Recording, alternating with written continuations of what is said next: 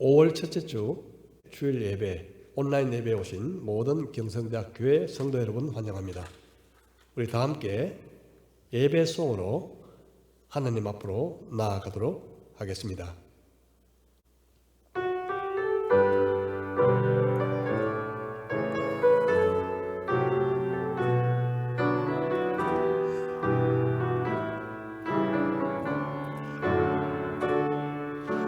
내 평생 사는 동안 주 찬양하리. 여호와 하나님 내 주를 찬양하리. 주님을 묵상함이 즐겁도다. 내 영혼 주 안에서 참 기쁘리. 내 영혼아 주님을 송축하라. 내 영혼아 주님을 찬양하라. 내 영혼아 주님을 송축하라. 내 영혼아 주님을 찬양하라.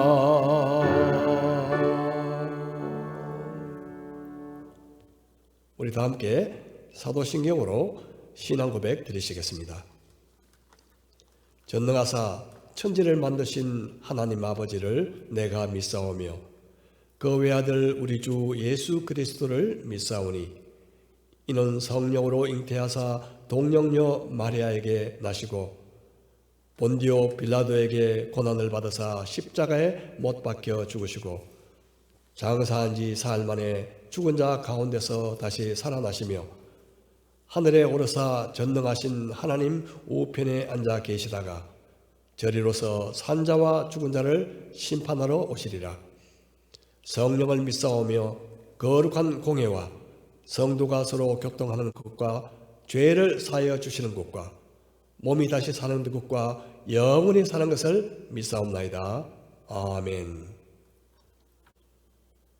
우리 다 함께 찬송가 11장 홀로 한 분 하나님께 찬송 올려드리겠습니다.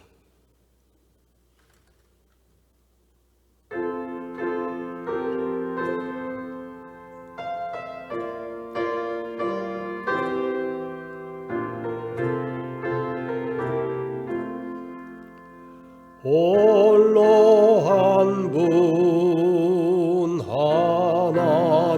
하나님께 전하 만민 경배하라. 만국 왕을 다스리고 온 세상 만민 기르신다. 만국 왕을 다스리고 온 세상 만민 기르신다. 독생 성자 예수님께 모든 죄인 회개하라. 세상 만민 구원하고 놀라운 은혜 베푸신다. 세상 만민 구원하고 놀라운 은혜 베푸신다. 보혜사 성령님께 모든 삶을 맡기어라. 말씀으로 도우시고 죄악을 이길 힘주신다. 말씀으로 도우시고 죄악을 이길 힘 주신다. 아멘. 이 시간 우리를 대표해서 윤사라 자매 기도해 주시겠습니다. 기도하겠습니다. 사랑과 은혜가 풍성하신 하나님 아버지 감사합니다. 모이기 어려운 상황 속에서도 비대면 예배로 주님께 예배 드릴 수 있는 시간을 허락하여 주시고 은혜 받을 수 있는 기회를 주심에 감사합니다. 그러나 하나님 아버지, 그동안에 저희를 지켜주시고 때에 따른 은혜를 주셨지만 저희는 그것을 깨닫지 못하여 세상의 가치관을 받아들이며 살아왔습니다. 눈앞에 보이는 것만을 바라보고 감사하지 못하고 살아왔던 것을 용서하여 주시옵소서. 또한 저희 안에 있었던 마음의 안일함, 게으름, 깨어있지 못함이 여전히 있었음을 용서하여 주시고 이 시간에 신령과 진정으로 하나님만 영광 받으시는 예배를 드릴 수 있는 시간이 되게 하여 주시옵소서. 하나님, 코로나가 계속 진행되면서 비대면으로 예배를 드릴 수밖에 없는 상황인데 이런 상황 속에서도 저희가 깨어있게 하시고 기도하기를 멈추지 않을 수 있도록 은혜를 부어 주시옵소서. 저희 교회의 모든 성도들을 바이러스로부터 지켜주시고 이런 상황 속에서 더욱 하나님을 전하고 서로 사랑하는 자들이 되게 하여 주시옵소서. 비대면 예배뿐만 아니라 비대면으로 온라인 사역이 진행 중입니다. 온라인 사역 가운데에서 진행에 어려움이 없게 하시고 은혜 받는 시간이 되게 하여 주시옵소서. 이 모든 고난의 기간으로 인해서 사업과 일상생활 가운데 실제적으로 피해를 입은 성도들이 있다면 위로와 회복을 허락하여 주셔서 주님의 인도하심과 보호하심을 느끼게 하시고 고난 중에 찬양하는 자들이 되게 하여 주시옵소서. 무엇보다도 속히 상황이 회복되어서 국가의 안정이 취해지고 예배가 회복되어 함께 예배 드릴 수 있는 기쁨을 누릴 수 있도록 도와주시옵소서. 또한 저희 교회가 서로 사랑하는 교회가 되게 하시고 각자 은사대로 섬기는 일 가운데 기쁨을 누리고 서로 헌신하며 은혜를 나누는 교회가 되게 하여 주시옵소서. 오늘 말씀을 전하시는 송수건 목사님을 위해서 기도합니다. 목사님께서 말씀을 전하실 때 성령님께서 임하여 주셔서 모든 경성대학교회 성도가 은혜 받게 하여 주시옵소서. 목사님이 하시는 말씀이 하나님께서 하시는 말씀인 줄 알게 하시고 모든 성도들이 결단한 바를 지킬 수 있도록 이끌어 주시옵소서. 지금까지 인도하여 주시고 함께하여 주신 은혜에 감사드리며 살아계신 예수님의 이름으로 기도드렸습니다. 아멘.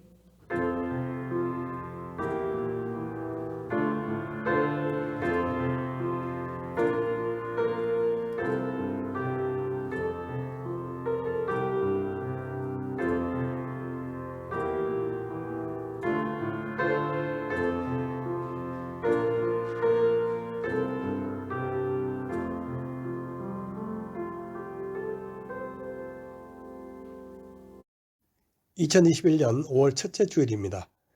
온라인 예배 오신 모든 경성대학 교회 성도 여러분, 주님의 이름으로 환영합니다. 성경 공부 안내입니다. 성경 공부는 다음 주인 5월 7일까지 쉬고요. 그 다음 주인 14일부터 다시 시작합니다. 많은 참여 바랍니다. 부산에서 코로나 확산 때문에 계속 비대면 예배를 드리고 있습니다. 속히 안정되어 다시 모여 예배 드릴 수 있도록 기도해 주시기 바랍니다. 데살로니가 전서 5장 16절부터 18절 말씀입니다. 우리 각지에서 한 목소리로 봉독하시도록 하겠습니다. 항상 기뻐하라. 쉬지 말고 기도하라. 범사에 감사하라. 이것이 그리스도 예수 안에서 너희를 향하신 하나님의 뜻이니라. 아멘. 이 시간 우리를 위해서 송수건 목사님 나오셔서 말씀을 전해 주시겠습니다. 네, 반갑습니다. 잠깐 같이 기도하시고 오늘 말씀을 시작하겠습니다. 하나님, 이 시간은 육의 눈으로 서로 보면서 예배할 수 없는 어려운 시간입니다. 주님께서 이 말씀을 통해서 우리 마음 눈을 밝히사 서로 바라볼 수 있게 하시고 이 시간이 주께 온전히 드려지고 또 우리에게는 주를 바라볼 수 있는 은혜의 시간이 되기를 간절히 기도합니다. 성령님께 의탁하며 예수님 이름으로 기도했습니다. 아멘. 오늘의 말씀의 주제는 항상 기뻐하라입니다. 항상 기뻐할 수만 있다면 우리 인간의 삶에 이 이상의 소원도 없고 좋은 것도 없습니다. 하나님은 항상 기뻐하라와 쉬지 말고 기도하라, 범사에 감사하라, 이 세 가지 명령을 연속해서 오늘 주셨습니다. 이 세 가지는 믿는 자를 향하신 하나님의 명령입니다. 해랍니다. 우리에게는 의무입니다. 오늘 이 기쁘다는 것은 우선 무슨 뜻인지 잠깐 말씀을 드리고, 이 기쁨이 과연 우리가 항상 기뻐할 수 있는 것인지, 기뻐할 수 있는 것이라면은 어떻게 해야 기뻐하는 것인지 하는 이야기를 함께 나누고, 이 이야기가 끝날 때는 우리가 마음에 큰 힘을 얻고 기쁘게 살아서 주님의 명령에 순종해 드리는 그런 자리가 되었으면 하는 바람입니다. 기쁘다는 것은 사람이 행복하다는 것과 동일합니다. 축복을 받은 것, 복 받은 것, 어떤 즐거운 일, 만족스러운 일 또는 자랑스러운 일이 생겼을 때 어떤 좋은 것을 일컬어서 우리는 기쁘다고 합니다. 성경에서는 구약 처음부터 신약 마지막까지 이 이야기는 전개됩니다. 하나님께서 천지를 창조하실 때에 날마다 좋았더라고 하시고, 마지막 날에 우리 인간을 다 창조하시고 난 다음, 천지 창조를 마치고 난 다음에는 참 좋았더라라고 하신 것은 하나님의 기쁨의 표시였습니다. 시편 4편 7절에 가면 이렇게 표현을 합니다. 주께서 내 마음에 두신 기쁨은 그들의 곡식과 새 포도주가 풍성할 때보다 더하니이다. 구약의 사람들은 이 기쁨을 누렸습니다. 이 말들은 구약과 신약 그리고 우리말 번역에는 여러 가지 다양한 표현으로 이 기쁨의 내용들이 들어와 있습니다. 우리가 제일 익숙하게 접할 수 있는 원어는 카라라고 하는 단어입니다. 카라라는 단어는 기쁨이란 뜻입니다. 어떤 그룹 이름이 카라도 있습니다. 그 뜻은 기쁨이란 뜻입니다. 또 우리의 팔복을 이야기할 때에 마태복음의 팔복의 사실 내용은, 복의 내용은 행복하다, 기쁘다라는 뜻입니다. 축복받으라는 뜻이에요. 마카리오스라는 뜻입니다. 이렇게 다양한 언어는 쓰여졌지만 그 내용은 동일하게 기쁨을 핵심으로 가지고 있는 내용들입니다. 우리 사람에게나 혹은 성경에서 이야기하는 기쁨이라는 것은 크게 두 종류를 이야기합니다. 예수님과 관계가 없는 기쁨이 있고 예수님과 관계가 있는 기쁨이 있습니다. 성경은 항상 예수님이 중심인지 관계가 없는 것인지를 두고 이렇게 온 천하 만물에 대한 생각들을 이분법으로 나눌 수가 있습니다. 하나님이냐 아니냐에 갈립니다. 기쁨도 예수님과 관계없는 기쁨은 예를 들어서 그냥 사람의 아기의 탄생이나 결혼, 입학, 취직 등 우리가 이 세상에서 기쁨을 느끼는 겁니다. 하나님과 관계가 없어도 기쁨은 있습니다. 감정은 일어납니다. 그러나 하나님과 관계가 없으면 이 세상에서만 기뻐지고 잠깐 기뻐지는 일시적이고 지금이라고 하는 시간이 지나가면 자주 잊어버리는 망각 속에 들어가는 기쁨의 종류지요. 그런데 예수님과 연관되는, 우리 하나님과 연관되는 기쁨은 거듭났거나 천국에 관한 일이거나 우리의 부활에 관한 이야기이거나 예수님 혹은 성령님의 말씀에 관한 일들은 영원하기도 하고 이 땅보다는 저 세상에 연결되어 있습니다. 영원한 일이죠. 그리고 이 땅에서 기뻐하는 것보다 저 땅에서 장차 일어날 미래의 일을 기뻐하는 것이기도 합니다. 그래서 오늘 항상 기뻐하라는 예수님과 관계 있는 일을 이야기하고 있음을 지금부터 설명을 해 보겠습니다. 성경은 기뻐하라가 나올 때마다 하나님 일을 이야기합니다. 하나님의 이름, 하나님께서 주신 것, 하나님께서 이루신 일들을 중심으로 이야기합니다. 로마서 5장 2절에서 3절을 보시면 또한 그로 말미암아 우리가 믿음으로 서 있는 이 은혜에 들어감을 얻었으며 하나님의 영광을 바라고 즐거워하느니라.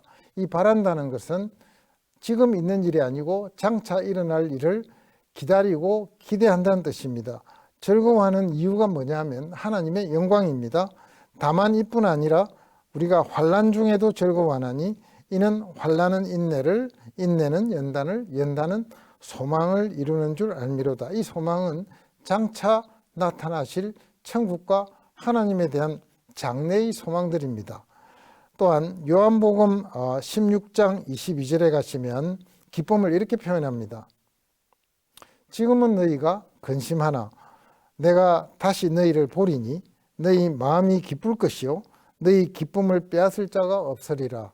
예수님이 마지막 이 땅에서의 마지막 날 밤 이제 십자가에 가시면서 제자들에게 하십니다. 지금 너희들이 나와 이별을 할 것이나 내가 너희를 다시 만나면 너희가 기쁠 것이라고 합니다. 기쁨의 원인이 뭘까요? 예수님을 만나면 기쁘다는 뜻입니다. 또 누가복음 10장 20절에 가면 그러나 귀신들이 너희에게 항복하는 것으로 기뻐하지 말고 너희 이름이 하늘에 기록된 것으로 기뻐하라. 기쁨의 이유가 뭐냐 하면 이 땅에서 귀신을 쫓아냈거나 하는 이런 흥분된 일이 중요한 게 아니고 우리가 구원되어져서 우리의 이름이 하늘에 기록된 것이 우리 기쁨의 이유라는 거예요. 또 시편 37편 4절에 가면 이렇게 말씀합니다. 또 여호와를 기뻐하라. 그가 내 마음의 소원을 내게 이루어 주시리로다. 기쁨의 대상이 뭐냐면 여호와입니다. 하나님을 생각하면 기쁘다는 겁니다. 자, 또 조금 더 가면요. 시편 5편 11절에 그러나 주께 피하는 모든 사람은 다 기뻐하며 주의 보호로 말미암아 영원히 기뻐 외치고 주의 이름을 사랑하는 자들은 주를 즐거워하리로다. 내용이 주님께 가면 주의 이름을 사랑하면 주의 보호 때문에 우리는 기쁘다, 즐겁다라고 성경은 말을 합니다. 사도행전 5장 41절 한 절을 더 보면 사도들은 그 이름을 위하여 능욕받는 일에 합당한 자로 여기심을 기뻐하면서 공회 앞을 떠나니라. 사도들이 감옥에 가서 매를 맞습니다. 매를 맞고 하는 이야기가 이렇게 그들에게 능욕을 받고 매를 맞고 그 이유가 예수님 이름 때문에 능욕을 받고 그런데 예수님 이름 때문에 능욕을 받는 일에 자격이 있는 일, 합당한 자로 사람들에게 여겨졌다는 것 자체가 기쁘다는 겁니다. 이것이 하나님과 관계가 있는 이 세상 일이 아닌 오늘 주제가 되는 항상 기뻐하라의 기쁨의 내용들입니다. 우리가 기쁨이라는 것이 어떤 단순한 세상의 만족, 좋은 일이 아니고 오늘 이야기 드리는 것은 기뻐지기는 기뻐지는데 이 일이 하나님과 전부 관계가 있고 천국과 관계가 있고 구원과 관계가 있다는 것을 먼저 서두에 말씀을 드리겠습니다. 그런데 이 기쁨은 조금 더 살펴야 될 이유가 있습니다. 항상 기뻐해라고 했으니까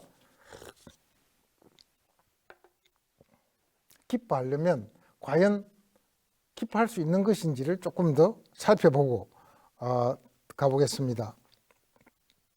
오늘은 명령어로 우리의 의무로 기뻐해라고 합니다. 그러나 우리가 의무로 기뻐하기 이전에 기뻐하는 것은, 기쁨이라는 것은 우리가 믿는 순간 성령께서 우리에게 들어오시면서 하나님이 우리에게 주시는 선물입니다. 우선 우리는 기쁨의 권리를 가집니다. 기쁨이 들어왔습니다.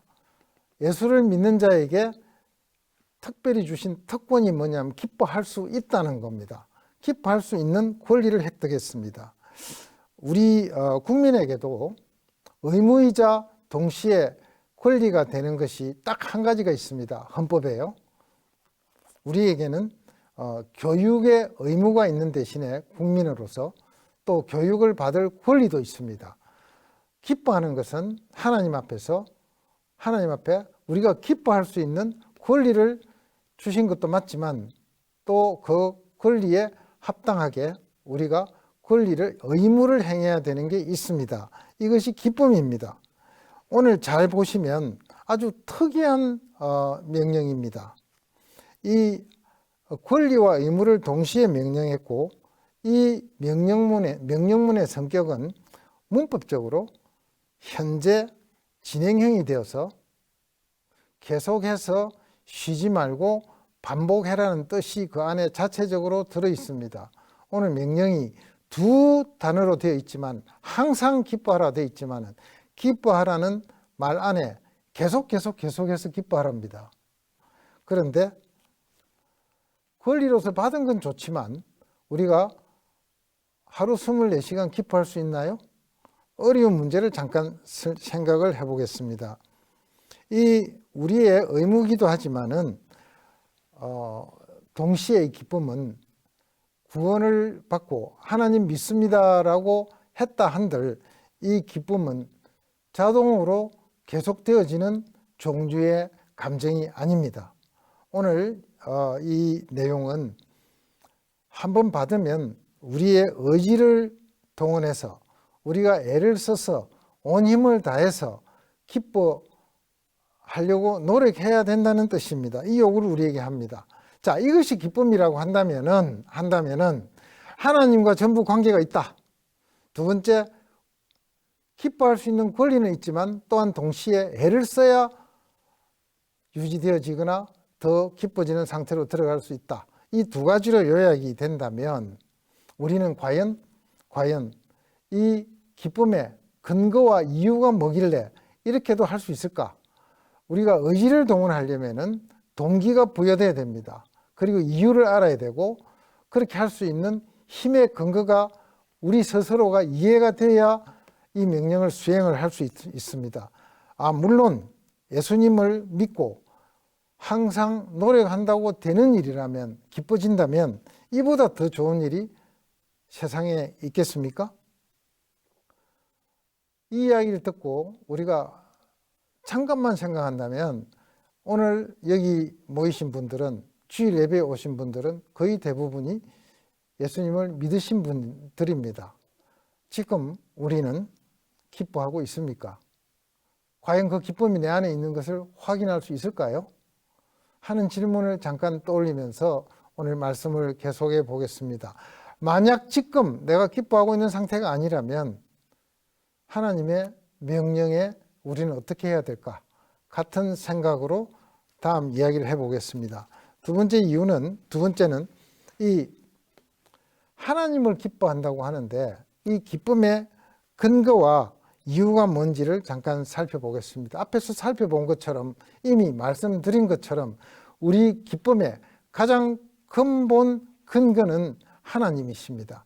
기쁨은 사람이 창조해낸 것이 아니고 사람 안에 있는 것으로 리바이벌 시키는 것도 아니고 양을 크게 하는 것도 아니고 우리 하나님만 우리에게 주실 수 있는, 우리에게는 본래 죄 속에 존재할 수 없는, 죄와 병행해서 양립해서 있을 수가 없는, 인간의 자가 생산이 일어나지 않는 그런 종류의 감정입니다. 이 감정은 그래서 이 근거의 제일 처음은 주님이십니다. 우리 예수님이 다시 오셔서 우리에게 부활하셔서 주신 내용이 기쁨입니다. 그래서 기쁨의 제1 근거는 우리 예수님이십니다. 근데 예수님이 지금 이 땅에 안 계셔서 우리에게 근거가 있습니까? 물론 예수님께서 주신 말씀으로도 근거지만은 예수님이 부활 승천하시면서 약속하신 내용, 그리고 이루어진 내용이 뭐냐면, 예수님은 지금 하늘 우편에 앉아 육신으로서 계시지만 이 땅에는 대신에 성령님이 오셔서 믿는 자 안에, 육신 안에 내주하십니다. 성령님이 보이지는 않지만 예수를 믿는다라고 고백한 모든 사람에게 성령께서 우리 안에 계시는 분들입니다. 안 만져지고 냄새도 맡을 수가 없고 볼 수도 없지만 말씀으로 우리는 우리 안에 성령이 계신 줄을 믿습니다. 고린도전서 6장 31절에 갑니다. 이렇게 그 이야기를 합니다. 너희 몸은 너희가 하나님께로부터 받은 바 너희 가운데 계신 성령의 전인 줄을 알지 못하느냐 라고 합니다. 성령의 집입니다. 성령이 거하시는 장소가 우리의 보이는 육체입니다. 그 안에 계셔서 예수님을 알게 하시고 말씀을 이해하게 하시고 우리를 위하여 말할 수 없는 탄식으로 기도해 주시고 하늘나라를 보게 하시며 우리의 생각을 이끌어 주시는 분이 계시다. 그래서 여러분들이 예배에 오고 싶어지고 성경을 읽고 싶어지고 기도하고 싶어지는 모든 원동력이 성령님이십니다. 그런데 우리 기쁨의 근거로서, 기쁨의 근거는 예수님이시지만 이 성령께서 지금 대신에 우리한테 오셔서 우리에게 기쁨을 주시는 분입니다. 따라서 성령님이 오시면 우리에게 열매가 나타납니다. 그래서 그 열매를 성령의 열매라고 하고, 갈라디아 5장 22절에 가면 그 열매를 9가지로 이렇게 표현합니다. 오직 성령의 열매는 사랑과 희락과 화평과 오래 참음과 자비와 양선과 충성과 이렇게 되어 있습니다. 그리고 그 절제죠. 하나가 빠졌네. 절제입니다. 그런데 세 번째, 사랑, 희락, 화평 중에서 희락이 기쁨입니다. 같은 뜻입니다. 카라라는 단어입니다. 카라라는 단어. 우리가 잘 아는 영어로 이야기하면 joy라는 겁니다. joy입니다. joy가 이 기쁨입니다. 이 성령의 열매 9가지 가운데 하나가 희락입니다. 기쁨이죠. 성령이 우리 안에 계시면은 우리에게는 기쁨의 열매가 맺힙니다. 기쁨의 본산이신 성령님이 와 계시지만, 그리고 그분이 성령의 열매를 맺는 주체이시고 이유가 되시지만, 우리가 노력을 해야만 그 열매가 맺히는 것도 또한 사실입니다. 그건 좀 이따 다시 설명을 해보겠습니다. 그런데 이렇게 항상 기뻐하는 것이 오늘 읽으신 성경에서 16절, 17절, 18절에 보시면 그리스도 예수 안에서 너희를 향하신 하나님의 뜻이라고 합니다. 하나님은 우리를 보시고 처음부터 만드신 다음에 참 좋았더라, 참 즐거웠더라, 참 행복했더라, 참 기뻤더라는 뜻을 표현하신 것 같이, 우리가 죄를 짓고 그리고 이제 다시 돌아왔을 때에 우리를 향한 것은 그리스도 예수 안에서 우리를 향하신 하나님의 궁극적인 창조의 뜻이자 구원의 뜻입니다. 다른 말로 하면 하나님은 하나님이 만드신 인간이 행복하기를 바랍니다. 기쁘기를 바랍니다. 이 세상을 찡그리고 살기를 원치 않습니다. 죄를 짓고 하나님을 믿지 않고 살았을 그 시간들을 대부분이 기억하실 겁니다. 즐겁지 않습니다. 기쁨보다는 고난과 슬픔과 고뇌와 스트레스와 이런 것들이 대부분을 차지하는 것이 인간의 삶입니다. 그러나 하나님께서는 크기도 큰, 엄청나게 큰 선물을 작정하고 계십니다. 믿는 자에게 주시는 가장 큰 선물 중에 하나가 기쁨입니다. 이것이 기쁨입니다. 자, 여기에서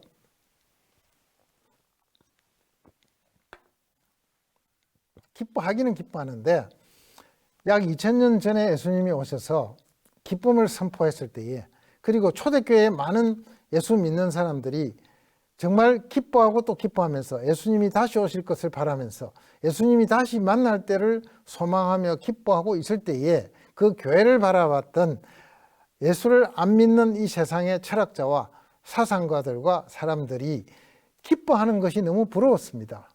나도 기쁠 수 없겠는가 하고 이야기를 하면서 철학적으로 접근한 방식, 그리고 그런 방식이 교회 안에 들어와서 교인들을, 믿는 자를 흐트러뜨렸던 두 개의 사조가 있습니다.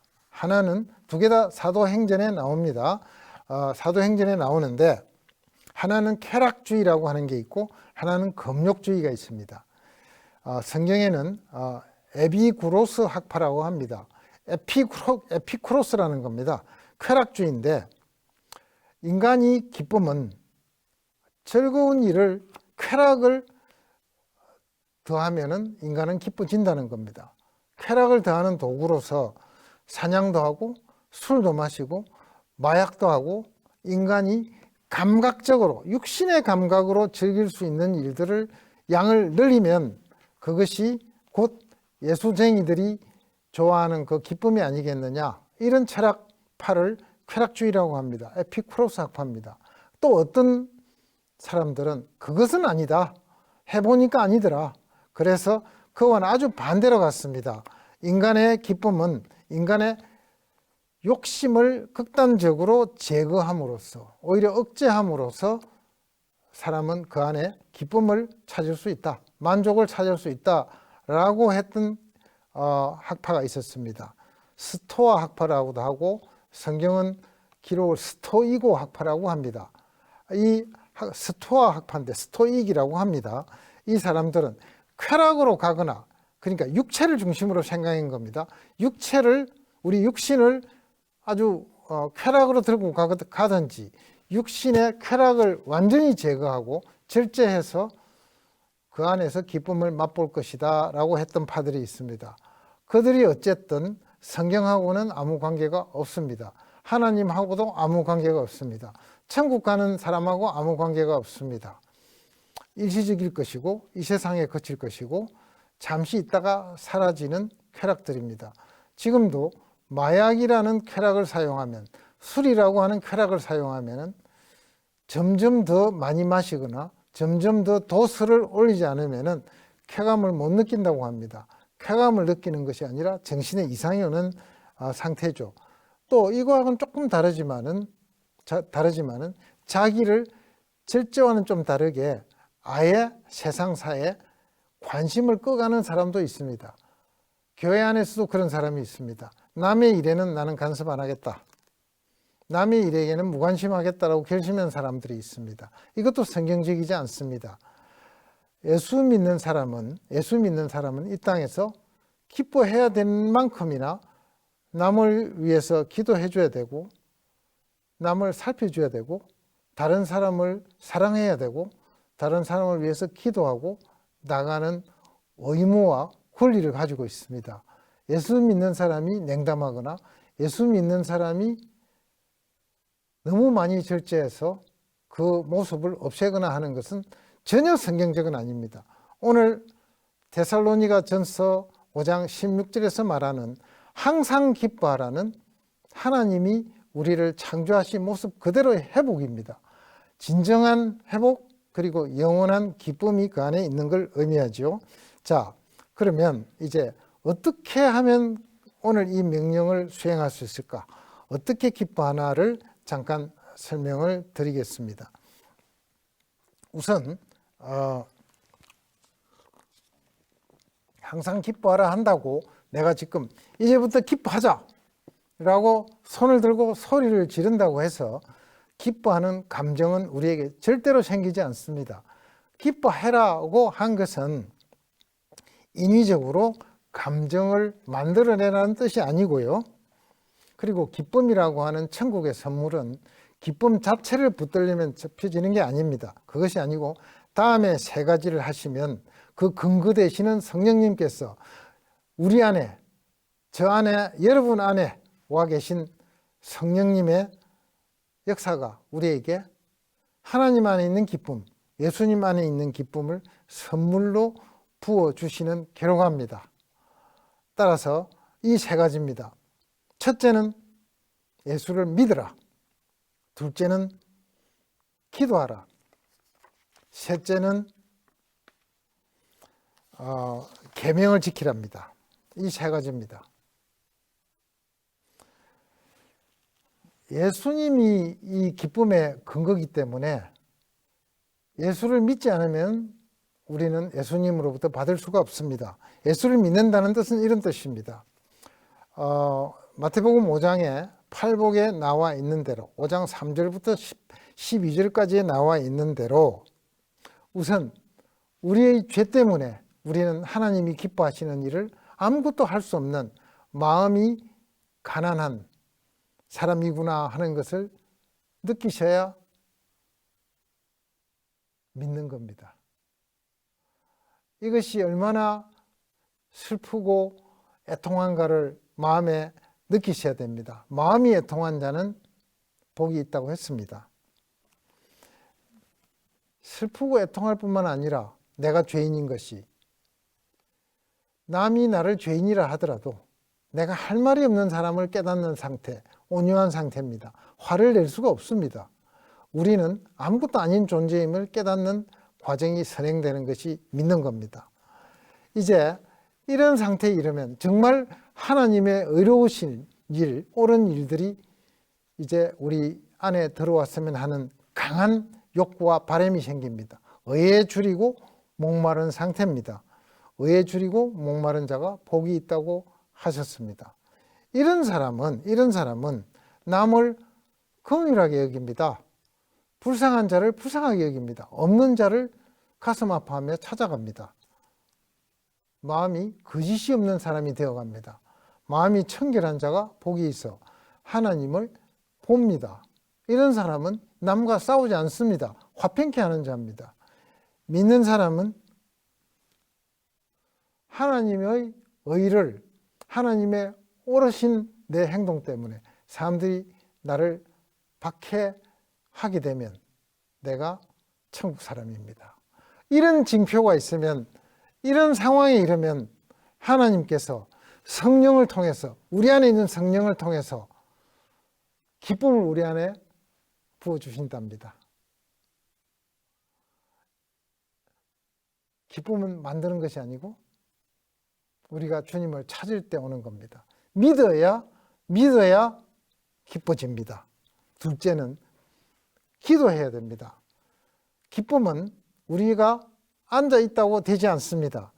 걸리긴 하지만 우리는 기도로 하나님께 구해야 우리에게 주시는 선물입니다. 기도한다는 것은 원칙적으로 내가 없어서 주세요라는 구걸에 해당합니다. 사람한테 구걸하면은 안타깝지만 우리의 주인이신 하나님께 주세요라고 빈다는 것은 대단히 잘하는 일입니다.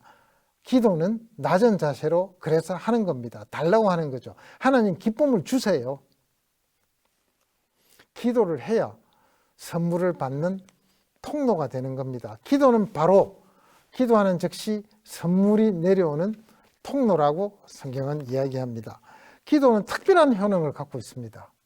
하나님이 주시고 싶어도 하나님께서 정해놓은 방식은 기도하면 준다로 되어 있습니다. 하나님께서 주시기로 작정을 한 일이 있어도 기도하고 준대요. 자, 이것은 오늘 예레미야 29장 13절을 읽으면 나와 있습니다. 예레미야 29장 13절에는 이렇게 되어 있습니다. 12절부터 봅니다. 너희가 내게 부르짖으며 내게 와서 기도하면 내가 너희들의 기도를 들을 것이요 너희가 온 마음으로 나를 구하면 나를 찾을 것이요 나를 만나리라. 이게 어디서 나오는 이야기냐 하면은 이스라엘 백성이 기원전 586년에 바벨론에 포로로 잡혀갑니다. 포로로 잡혀가는데 하나님이 무슨 약속을 했느냐면 70년이 지난 다음에 내가 너희를 돌려보낸다고 한 거예요. 돌려보낸다고 했는데 하나님께서 에레미야에게 뭐라고 이야기를 했느냐면 내가 돌려보내기로 작정했다. 70년 다음에. 그런데 내가 너희는 내게 기도하랍니다. 무슨 뜻입니까? 하나님이 선물을 먼저 주시기로 작정을 하시고 그 다음에 통로가 있어야 내가 줄 거 아니냐. 너희들이 받을 통을 벌려라. 손을 열어라는 얘기예요. 하나님이 먼저 우리를 안타까워하십니다. 우리가 기도하기 전에 뭐가 필요한지를 아십니다. 기쁨을 주고 싶은데 구해라는 겁니다. 이게 기도입니다. 우리가 억지를 쓰면 하나님이 주신다라고 생각하는 것은 하나님을 오해합니다. 하나님은 우리가 필요한 것을 못 가진 것이 우리가 안타까운 것보다 하나님이 더 안타까워 하신다는 뜻입니다. 자, 두 번째는요. 요한복음 16장 24절 아까 읽었습니다만 한 번만 더 읽겠습니다. 지금까지는 너희가 내 이름으로 아무것도 구하지 아니하였으나 구하라. 그리하면 받으리니 너희 기쁨이 충만하리라. 자, 지금까지는 안 구했다. 그러나 지금부터 구하라라는 말을 예수님이 직접 하십니다. 마지막 만찬을 마치시고 목요 저녁 마지막 만찬을 마치시고 제자 11명이 유다가 이미 없어진 상태입니다. 제자 11명에게 지금 하신 말씀입니다. 너희는 구하라. 내 이름으로 구하라. 예수님 이름으로 기도했습니다. 구합니다 하시면 예수님의 약속은 그리하면 너희가 받으리니 이 선물은 무엇을 구했든지 간에 하나님이 뭐와 함께 주시느냐 하면 너희 기쁨이 충만하리라. 우리는 뭘 구했든지 그 선물도 받지만은 그 선물은 아마 기쁨의 보자기에 쌓여서 우리에게 온다라고 저는 생각을 합니다.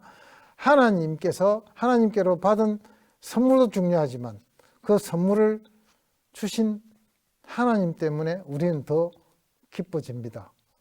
응답받고 기쁜 겁니다. 오늘은 그 기도함을 쉬지 말고 기도하라는 겁니다. 그런데요, 이게 통로라면은 기도할 때가 그게 통로라면은 많이 기도하는 것만큼 통로가 세워져 있는 셈입니다. 이 기도는 많이도 있지만 그렇다고 숨도 안 쉬고 밥도 안 먹고 잠도 안 자고 하라는 시간의 연속성은 아닙니다. 우리가 하나님 앞에 마음으로 그리고 하나님을 찾는 마음이 계속 이어지면서 표시되는 걸 의미합니다. 그래서 그런 걸 항상성이라고 합니다. 시간적으로 몇 초 연결되어서 쉬지 않는다는 뜻은 아닙니다. 밥을 먹지 말라는 뜻은 아니에요. 우리는 우리의 삶 속에서 우리의 의식이 내가 주님의 이름을 부르고 이 시간을 호흡하고 주님의 이름을 부르고 이 일을 하고 있고 주님과 소통하면서 의지하면서 도움을 구하면서 내 기쁨을 채워가면서 이 땅의 삶을 살고 있는가를 생각해 보라는 뜻입니다. 여전히 기도하라는 뜻은 가만히 있으면 내려올 리가 없죠. 기도에서 보면요. 그래서 이 바울이 로마서 1장 9절에서 이렇게 이야기합니다. 자, 읽습니다. 내가 그의 아들의 복음 안에서 내 심령으로 섬기는 하나님이 나의 증인이 되시거니와 항상 내 기도에 쉬지 않고 너희를 말하며. 바울이 로마에 지금 선교를 가려고 하면서 로마에 있는 성도들에게 편지를 씁니다. 그 편지 안에 내가 너희를 예수 그리스도 안에서 쉬지 않고 기도한답니다. 쉬지 않고. 왜요? 하나님의 선물의 통로를 열어놨습니다. 하나님, 저들의 믿음을 지켜 주시옵소서. 저들을 지켜 주시옵소서. 누가 누구를 사랑한다면 이 기도를 하시면 됩니다. 여러분이 진정으로 사랑하는 사람이 있다면 표현하시기 전에 하나님께 은혜의 통로를 여시는 것이 맞는 것 같습니다. 자, 기쁨을 얻으려면 믿으라. 그리고 기도하라. 세 번째입니다. 마지막입니다. 믿고 기도하는 것만 갖고 모자라는 부분이 하나가 있습니다. 계명을 지키랍니다. 계명을 지키라. 계명은 하나님이 명령하신 내용입니다. 하나님의 법입니다. 하나님의 법을 지키는 사람이 기뻐집니다. 자, 보시겠습니다. 요한복음 15장 10절과 11절입니다. 내가 아버지의 계명을 지켜 그의 사랑 안에서 거하는 것 같이 너희도 내 계명을 지키면 내 사랑 안에 거하리라. 내가 이것을 너희에게 이르면 내 기쁨이 너희 안에 있어 너희 기쁨을 충만하게 하려 함이라. 예수님께서 우리에게 예수님 안에 있는 기쁨을 이렇게 주시겠대요. 그것도 조금 주시는 게 아니라 내 안에 있는 기쁨을 너희에게 지금 주어서 충만하게 가득 차게 기쁨으로 채우려고 하니까 조건이 뭐냐면 예수님께서 스스로가 아버지가 주신 명령을 다 지켜서 하나님 안에 있는 것 같이 너희도 내가 명령한 것을 계명을 다 지켜서 내 사랑 안에 거해라. 그렇게 하면 내 사랑이 너희에게 들어간답니다. 이것이 기쁨입니다. 자, 계명을 지키는 것은 기쁨의 전제 조건입니다. 왜냐하면 계명은 하나님 것이고 또 기쁨도 하나님 것이라서 하나님께 가는 자가 기뻐진다는 뜻이죠. 또 있습니다. 그리고 이것이 명령문으로 되어 있기 때문에 우리가 인위적으로, 의식적으로, 그리고 의지를 다 동원해서 이 노력을 해야 된다는 뜻이죠. 결단하셔야 되고 노력하셔서 이 기쁨을 얻어야 됩니다. 그러나 잘 생각해 보세요. 성령님의 특성을 우리가 아셔야 됩니다. 성령께서 우리가 행동할 때 성령은 우리 안에 있는 성령께서 기쁨을 주시지만은 이런 믿음과 믿음에 합하는 기도와 계명을 우리 스스로가 결단하고 이 명령대로 행하려는 의지의 노력이 없으면 성령께서 강제로 우리를 기쁘게 하지는 않습니다. 성령님의 가장 큰 특성 중에 하나입니다. 우리가 노력하지 않으면은 성경은 뭐라고 하느냐 하면은 성령은 우리를 사랑하시기 때문에 성령이 근심한다고 합니다. 우리가 노력하지 않으면 성령은 근심합니다. 에베소서 4장 30절입니다. 하나님의 성령을 근심하게 하지 말라. 그 안에서 너희가 구원의 날까지 인치심을 받았느니라. 성령님은 우리의 행동이 없으면 근심하신다고 합니다. 자, 오늘 이렇게 명령문이 나와 있는 이 이야기를 조금 더 우리는 신뢰로서 살펴봐야 될 이유가 있습니다. 이렇게 정말 노력하고 결단하고 힘을 써야 기뻐지나요? 하나님께서 좀 일방적으로 하시면 안 되나요? 하나님의 우리는 이 마음이 있습니다. 우리가 약하기 때문에 하나님 그냥 좀 해주세요. 내가 꼭 이래 하는 건 약합니다 라고 말하고 싶은데 이건 하나님이 정한 방식입니다.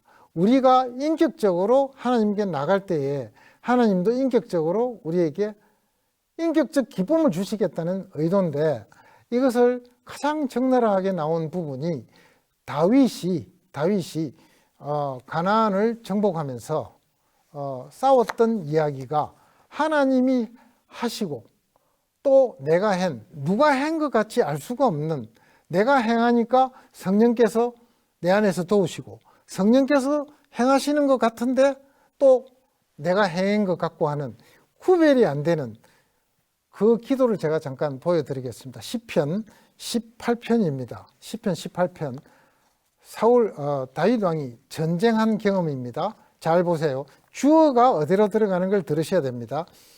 주어가 28절부터 봅니다.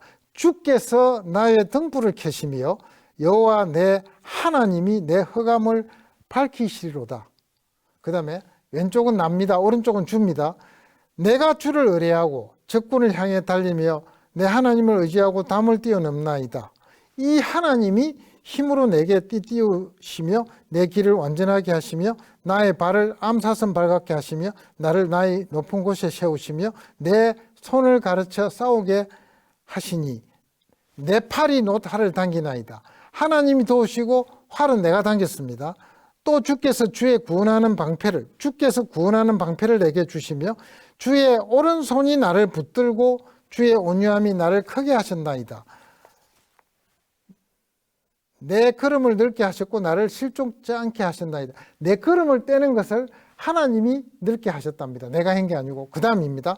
내가 내 원수를 뒤쫓아가리니, 원수를 쫓아간 건 또 납니다. 내가 그들을 쳐서 능히 일어나지 못하게 하나니, 그것도 내가 했습니다. 그 다음 구절은 또 주께서 나를 전쟁하게 하려고 능력으로 내게 띠띠우사 일어나 나를 치는 자들이 내게 굴복하게 하셨나이다. 적을 굴복시키신 것은 또 하나님이세요. 내가 싸우고 하나님이 하시고, 주께서 내 원수들에게 등을 내게로 향하게 하시고 나를 미워하는 자들을 내가 끊어버리게 하셨나이다. 누가 했는지 모르겠어요. 하나님이 적군을 물리치신 것 같은데 적을 친 거는 또 나라고 설명을 합니다. 다윗은 가장 똑똑한 사람 중에 한 사람입니다. 가장 믿음이 좋은 사람 중에 한 사람입니다. 하나님의 마음에 합한 자입니다. 이 사람이 말이 안 되는 기도를 했을 리가 없습니다. 내가 했는데 하나님이 했다. 하나님이 했는데 내가 했다라고 막 엇갈리는 시편을 썼습니다. 어떻게 생각하세요? 이 하나님이세요? 여러분과 내가 사는 인생이 내가 한 것 같은데 하나님이 하셨고, 하나님이 하셨는데 내가 한 것 같습니다. 경험하셨습니까? 이것이 성령이 역사하시는 방식이고 우리의 삶입니다. 끝으로 오늘 말씀을 맺겠습니다.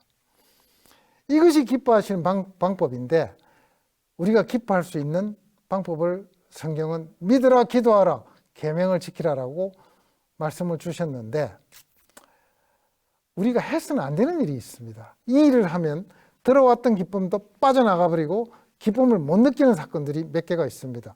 간단하게 말씀을 드려볼게요.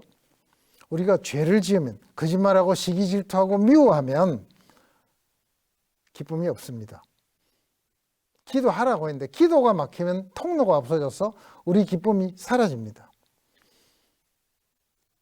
내한테 미운 짓을 했을 때 사람을 용서 안 하면, 우리 안에 미움이 쌓이면 기쁨이 없습니다. 계명을 지키지 않고 아무 행함이 없이 가만히 누워 계시면 기쁨이 없습니다. 남에 대해서 무관심하시고 이기주의가 되시면 기쁨이 없습니다. 이런 일들은 하시면 있던 기쁨도 없어집니다. 빌립보서 2장 4절에 이렇게 이야기했습니다. 바울이 이렇게 이야기합니다. 각각 자기 일을 돌볼 뿐더러 또한 각각 다른 사람들의 일을 돌보아 나의 기쁨을 충만케 하라. 바울이 교회에서 뭘 기뻐했느냐면 빌립보 교인들에게 이렇게 얘기합니다. 당신 일만 잘하려고 노력하지 말아라. 우리는 교회로 살아가고 있다. 같이 하나님 앞에 사랑하고 사랑받고 기도하고 예배하는 자들이다. 내 이웃이, 내 교회에 누군가가 힘들면은 남의 일도 챙겨라. 당신 밥만 챙기지 말고 남의 밥도 좀 줘라. 이런 뜻입니다. 손을 잡아줘라. 기도해줘라. 짐을 같이 들어줘라. 이게 크리스천입니다. 이걸 안 하면, 자기 것만 챙기면 기쁨이 없습니다. 만약에 여러분 안에 기쁨이 없다. 나는 열심히 하는데 왜 이럴까? 혹은 기쁨이 왜 이것밖에 없지? 하나님 주신 이 기쁨이 아까 보니까 충만하더라. 예수께서 내 기쁨을 너희 안에 충만케 했는데 왜 충만이 아니고 조금일까? 이 중에 해서는 안 되는 일을 혹시나 조금이라도 하고 계신지, 이 양들이 우리 기쁨의 양을 줄여나갑니다. 그래서 오늘 맺는 말은 이겁니다. 크리스찬은 이 기뻐하기 위해서는 하나님께서 우리에게 주신 삶의 태도가 있습니다. 내가 기뻐지려면, 내가 기뻐하려면 하나님은, 우리가 예수를 믿었을 때 예수님은 혼자 잘 살아라고 한 게 아니에요. 소심하게 뒤로 물러가서 자기 이익만 챙기고 들어앉으라고 한 건 아니에요. 예수 믿는 사람의 삶의 근본적인 태도를 하나님은 적극적으로 살아랍니다. 담대하라. 사람들 앞에 나가서 상처받을까 뒤로 물러서는 게 아니고, 상처받더라도 주님께서 치유하십니다. 쏘으면 마음이 상하잖아요. 상하면 주님이 고쳐주십니다. 사람을 사랑하다가 배신당하면 어때요? 주님께서 갚아주십니다. 나가서 담대하게 사람을 사랑하시는 것이 맞습니다. 적극적이고 능동적이고 에너지 있는 긍정적인 삶을 사시라라고 이야기를 합니다. 물러서지 말라는 이야기를 히브리서에서 제가 두 줄만 읽겠습니다. 히브리서 옛날 2000년 전에도, 약 2000년 전에도 예수 믿고 그냥 상처받고 교회 안에서나 밖에서나 뒤로 안 나오시거나 하시면서 사람들에게 상처를 받고 뒤로 물러간 사람들이 많이 있었던 것 같습니다. 이렇게 됐습니다. 나의 의인은 믿음으로 말미암아 살리라. 또한 뒤로 물러가면 내 마음이 그를 기뻐하지 아니하리라 하셨느니라. 뒤로 물러가면 하나님께서 안 기뻐합니다. 우리는 뒤로 물러가 멸망할 자가 아니요 오직 영혼을 구원함에 이르는 믿음을 가진 자니라. 뒤로 물러가면 멸망이라고 말씀하십니다. 우리는 앞으로 나가서 적극적으로 담대하게 남을 사랑하고 기도하고 계명을 지키면서 하나님의 기쁨을 받아 누리고 또 누려야 되는 사람이라고 하나님이 축복하셨습니다. 잠깐 기도하시겠습니다. 우리 하나님, 하나님의 말씀 감사합니다. 이제 오늘도 주님께서 예배로 부르셨고 말씀 앞으로 부르시되 쉬지 말고 항상 기도하라고 하셨으니 이제 우리가 기도하고 주님의 기쁨을 받아 누리는 주의 귀한 한 사람 한 사람이 되기를 주 앞에 간절히 소망합니다. 이제 우리 안에 계신 성령께서 오늘 주의 이름으로 모이며 주의 이름을 부르는 우리 교회 모든 이들에게 이 성령의 역사가 지금부터 강렬하게 그리고 온 우리 교인들을 사로잡는 그 힘으로 기쁨으로 채워주시기를 원합니다. 예수님 이름으로 기도했습니다. 아멘. 우리 각자 들은 말씀을 기억하면서 우리 하나님 앞에 잠시 기도 드리는 시간을 갖도록 하겠습니다.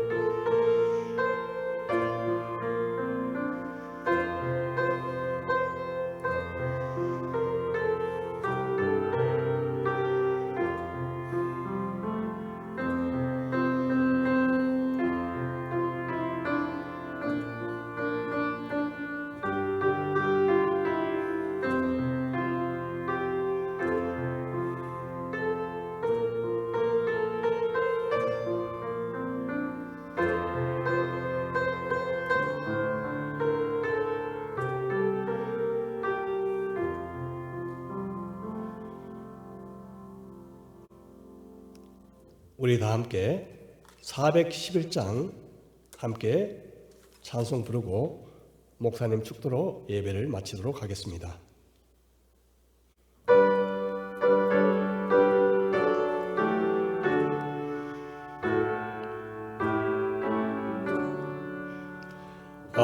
내 맘속에 참된 평화 있네 주 예수가 주신 평화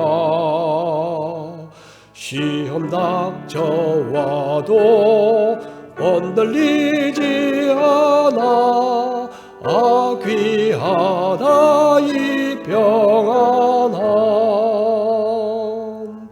주가 항상 계셔 내 맘속에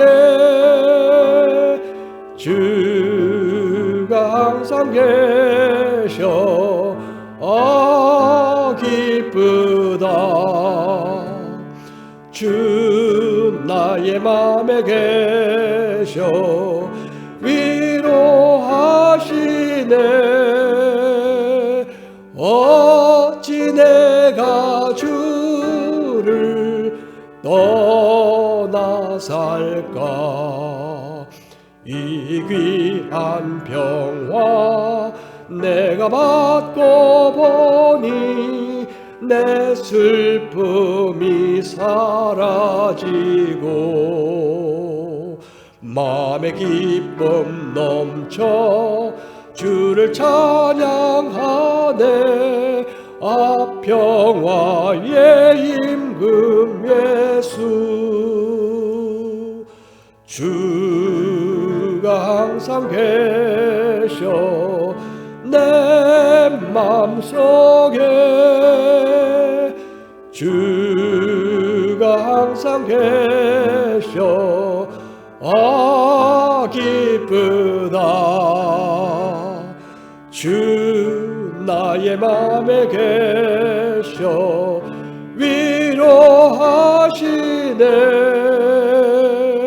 어찌 내가 주를 떠나 살까. 주 날개 아래 내가 사는 동안 이 보배를 빛내리라. 기쁜 그날이 와 주를 만나 뵐 때 아 그 평화 영원하리. 주가 항상 계셔 내 맘속에. 주가 항상 계셔 아 기쁘다. 주 나의 맘에 계셔 위로하시네. 어찌 내가 주를 떠나 살까.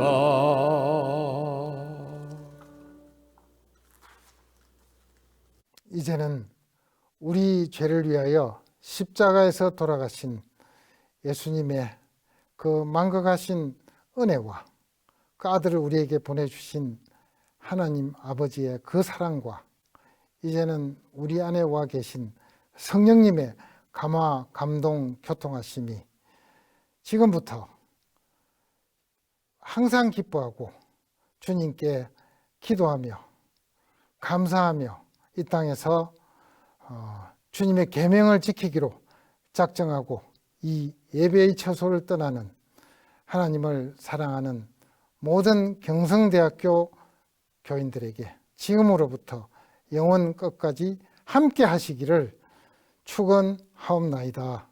아멘.